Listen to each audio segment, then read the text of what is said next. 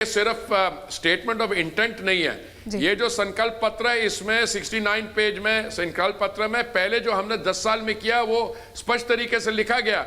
अगले 5 साल में हम क्या करने जा रहे हैं और कैसे वो फिट इन होता है 2029 के बाद का जो समय है, जब 2047 तक एक विकसित भारत बनाने में, वो पूरी क्लैरिटी के साथ ये विजन डॉक्यूमेंट जो गोल्ड स्टैंडर्ड है वो पूरी तरीके से समझाया गया।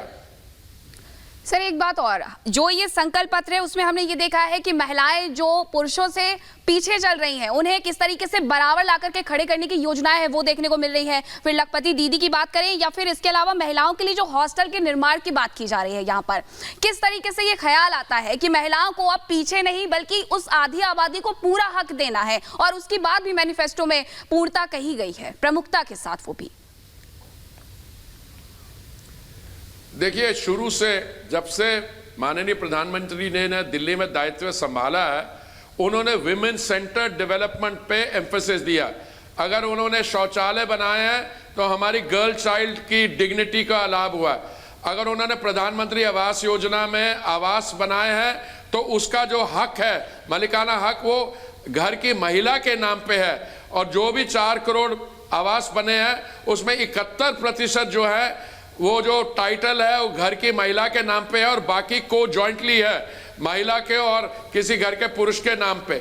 और जो भी काम हुआ है इसमें विमेन सेंटर डेवलपमेंट है, उज्ज्वला का सिलेंडर दिया गया है तो उसमें हमारी बहनों को लाभ मिलेगा। नित्य वो कच्चा कोयला, कच्चा वो लकड़ी तोड़ के लाते थे, अब हमने 10 करोड़ 28 लाख से अधिक उज्ज्वला सिलेंडर दे दिए हैं। और आज माननीय प्रधानमंत्री जी ने कहा है कि गैस सिलेंडर के अलावा जो पाइप्ड गैस है, प्राकृतिक गैस, जो 2014 में सिर्फ 14,000 किलोमीटर थी, उसको हम ले जाके 33,000 किलोमीटर हर घर तक हम प्राकृतिक गैस पाइप से पहुंचवाएंगे। और उसकी एक खासियत ये है कि जो पाइप गैस है वो सिलेंडर गैस से 30% सस्ती है। और मैडम, आपको जो पता है जी, उसके बाद जो 30 साल से जिस विषय पर चर्चा हो रही थी, विमेन रिजर्वेशन बिल, वो भी हम ले आए हैं। तो अगले सेंसस के बाद डिलिमिटेशन ऑफ की एक्सरसाइज होगी और जो स्टेट असेंबली के चुनाव हैं और 2029 के लोकसभा के चुनाव हैं, सब 33.3% रिजर्वेशन के बेसिस पे होंगे। जी, हरदीप पुरी सिंह जी, सिर्फ ये आखिरी सवाल है हमारा। पहला सवाल तो यही है कि क्योंकि 2047 तक भारत को विकसित राष्ट्र बनाना है, ये प्रधानमंत्री मोदी का संकल्प है।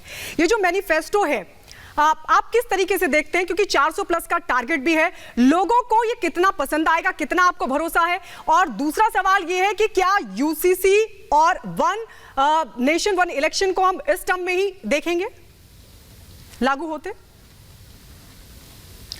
देखिए, कितना लोगों को पसंद आएगा वो तो लोगों को उसका जवाब देना पड़ेगा, पर जितनी मुझे समझ है और जो रिएक्शंस अभी आ रहे हैं, जो 1 करोड़ अधिक ड्रोन दीदियां बनेंगी या 3 करोड़ अधिक लाभार्थी होंगे प्रधानमंत्री आवास योजना के, या बाकी जो मुद्रा योजना के जिनका लाभ मिलेगा 10 लाख की जगह 20 लाख किलो, वो तो सारे सेक्शंस होंगे।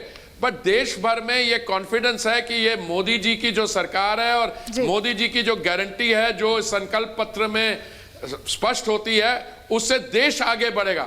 देश आगे बढ़ेगा तो हमारी इंडिविजुअल लाइफ भी ज्यादा अच्छी होंगी, इसमें ईज ऑफ लिविंग होगी, इसमें डिग्निटी मिलेगी लोगों को, जैसे प्रधानमंत्री जी ने कहा है। और आने वाले समय में हम दुनिया भर में अपनी जो सही स्थान है उसको हासिल कर पाएंगे। बहुत शुक्रिया जुड़ने के लिए हरदीप सिंह पुरी जी, समय देने के लिए रिपब्लिक भारत को। तो ये थे हरदीप सिंह पुरी, पेट्रोलियम मंत्री, जो बता रहे थे कि विजन क्या है 2047 को लेकर और जो थर्ड टर्म है जिसकी गारंटी दी जा रही है, मोदी गारंटी का जो घोषणा पत्र है, उसकी बड़ी बातें क्या थी। फिलहाल रुक रहे बहुत छोटी से ब्रेक, लेकर मचाई बने रहे रिपब्लिक भारत के साथ।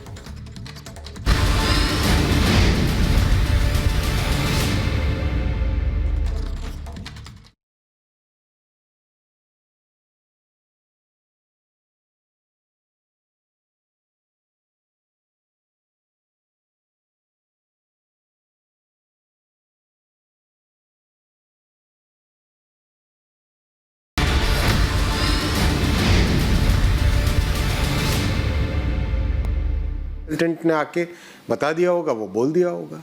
ऐसा तो कांग्रेस का नेचर है। 60 साल की सरकार रही उनकी, 60 साल में से एक ऐसा देश उभर के आ सकता था जो विश्व में आज समकक्ष खड़ा होता, लेकिन क्या किया कांग्रेस ने 60 साल में? आप एक पॉइंट ले लो निरंजन जी, एक सिंगल पॉइंट देखो।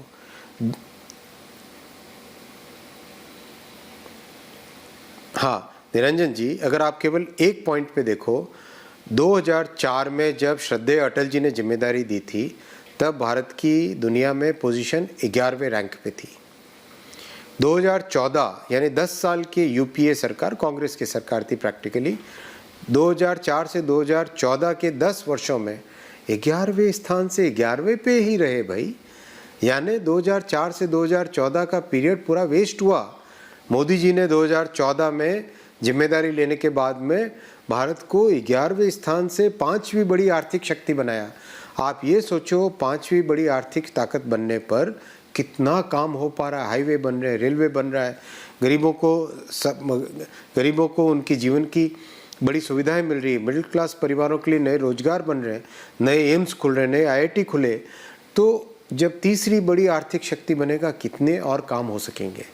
ये मोदी जी का काम है जो स्पष्ट दिखाई दे रहा है।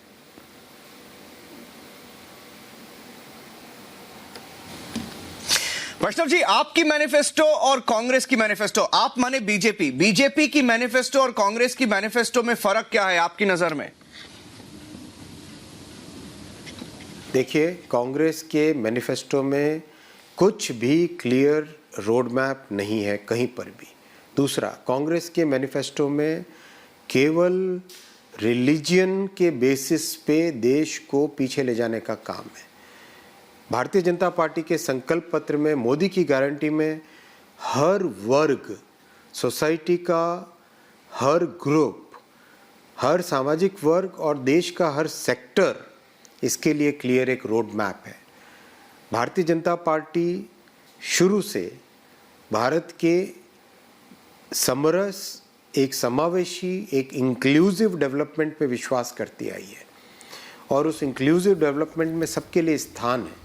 उस इंक्लूसिव डेवलपमेंट का क्लियर डेमोन्स्ट्रेशन पिछले 10 साल है।